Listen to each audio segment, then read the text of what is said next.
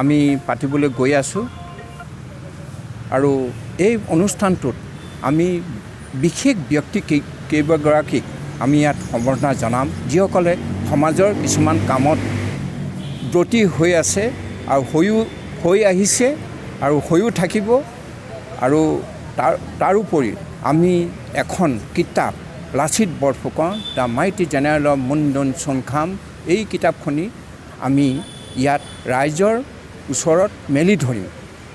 Already এই কিতাপখন উন্মোচন হৈ গৈছে যোৱা 24 নৱেম্বৰ তাৰিখে আৰু এই কিতাপখন ইংৰাজীত লেখা হৈছে লাচিত বৰফুকনৰ যিটো সম্পূৰ্ণ এটা বিস্তৃত কৰ্মৰাজি যিটো আমাৰ অসমৰ মানুহে নেজানে বা জ্ঞাত নহয় বা হেতু পোৱা নাই, যিটো আমি বিস্তৃত অধ্যয়ন কৰাৰ পাছত আমি এটা পৰ্যায়লৈ আহিলোঁ। তাৰপিছতে আমি এই কিতাপখন সকলোৰে জ্ঞাতাৰ্থে সকলোৰে হাতত পৰাকৈ আমি এই কিতাপখন আজি মেলি ধৰিম বুলি এই অনুষ্ঠানটো পাতিছোঁ।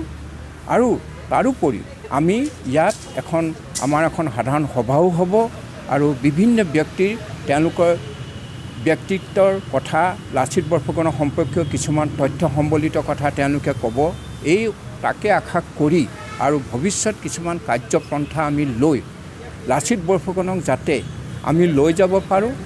আটাইতকৈ ডাঙৰ কথা আৰু এটা কথা হৈছে আপোনালোকক জনাই থওঁ, এইটো হৈছে লাচিত বৰফুকনে শৰাইঘাটৰ 1671 চনৰ 5 এপ্ৰিলত যি শৰাইঘাটৰ যুদ্ধ এই গুৱাহাটীত হৈছিল, সেই গুৱাহাটীত আপোনাৰ 20টা জনগোষ্ঠীয়ে লাচিত বৰফুকনৰ সৈন্যবাহিনীত আছিল। সেইবিলাক নাগা, টাই, আহোম, কছাৰী, কোচ, কলিতা, ৰাজবংশী, অৰুণাচলী, বিভিন্ন জনগোষ্ঠী এই যুদ্ধত অংশগ্ৰহণ কৰিছিলে। তেওঁলোকেও আজি তেওঁলোকৰ হাজত আমাৰ ইয়াত উপস্থিত হ'বহি। তেওঁলোককো আমি সম্বৰ্ধনা জনাম। যাতে আমি চিন্তা কৰিছোঁ ভৱিষ্যতৰ আমাৰতো এতিয়া অসমখন কেইবাটুকুৰা হৈ গ'ল, কিন্তু আমি মানুহৰ মাজত আমি সেই আগৰ বস্তুটো আগৰ যে আমি এক আছিলোঁ, সেই তেওঁলোকক আমি সকলোকে লগ লৈ আমি আজি অন্ততঃ ৰাইজৰ ওচৰত মেলি ধৰিব বিচাৰিছোঁ। আৰু ভৱিষ্যতেও আমি এইটো সম্পৰ্কত কিছুমান আলোচনা সভা আমাৰ হ'ব আৰু এয়াই আৰম্ভণিহে, সামৰণি বহুত দিন আছে। আমি কিছুমান কৰ্মৰাজিৰ কথা আপোনালোকক সময়ে সময়ে আমি জ্ঞাত কৰি যাম। ইয়াকে কৰি আজি আমি উদ্দেশ্যলৈ আজি এই অনুষ্ঠানটো আমি পাতিছোঁ। গতিকে আপোনালোকৰ সহায় সহযোগিতা কামনা কৰিলোঁ। ধন্যবাদ। সন্মিলিত লাচিত সেনাই আজি 6টা বছৰ প্ৰয়াস কৰি আছে মহাবীৰ লাচিত বৰফুকনক বিশ্বৰ দৰবাৰত প্ৰতিষ্ঠা কৰিবৰ বাবে। বিশ্বৰ সকলো মানুহে তেওঁক চিনি পাওক, তেওঁৰ বিষয়ে জানক।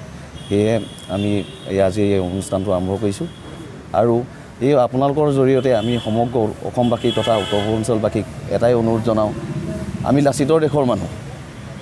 ঐ অসমীয়া, একেলগে থাকোঁ, একেলগে যুঁজোঁ, একেলগে মৰোঁ। এখন সুন্দৰ অসম গঢ়োঁ। জয় আই অসম।